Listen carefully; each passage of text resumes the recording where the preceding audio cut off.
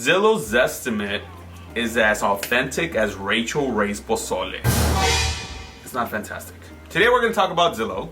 My name is Victor79. Welcome to another Tough Love Tuesday.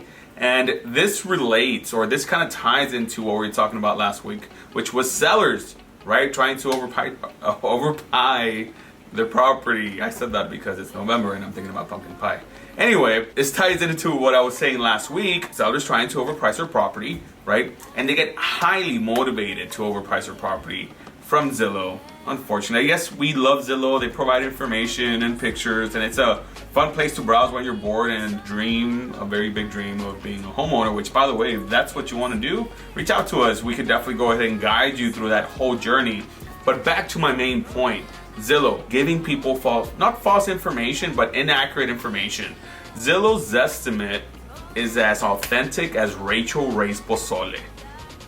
It's not fantastic.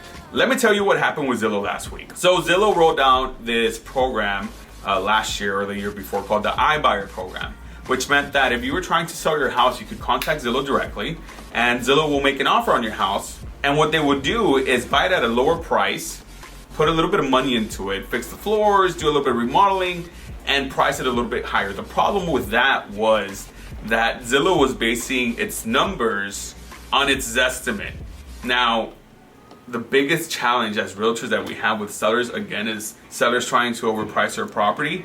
And they are highly motivated by looking at that false zestimate that's on there, because a house could be worth around $100,000, and on Zillow it's gonna say, hey, you know what, it's actually worth $150,000, which is complete BS, right? Every realtor knows it. Even the one realtor that does one transaction a year knows that Zillow does not provide the right information. So Zillow was basing its flipping numbers, right, or its profit numbers based on their zestimate. And what happened was something amazing.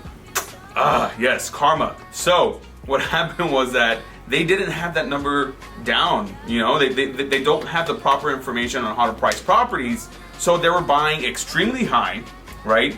And they said, hey, you know what? Based on our estimate, we could sell this property for $300,000, right? When the actual market value was probably around $270,000.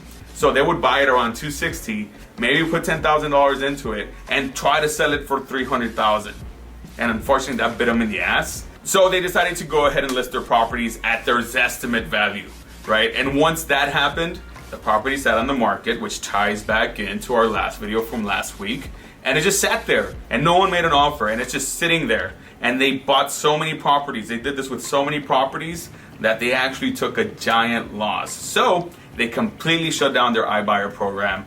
So Zillow laid off 25% of their workforce, which is crazy, dude. They got so excited about investing. They said, our numbers are the best. We know exactly what's happening. We know exactly what these properties should be selling for. Let's go ahead and invest. And they did. And unfortunately, because they don't have the right information, they messed up. And now they have to lay off 25% of their workforce. And they lost millions and billions of dollars. So now they have to sell the properties for a lot less than what they bought them. All because they don't have the right information. They don't know how to price homes properly, because the only ones that have the information on how to price properties are realtors, right? So we have this lovely thing called the MLS, and on there we have records of the homes that have sold in our area.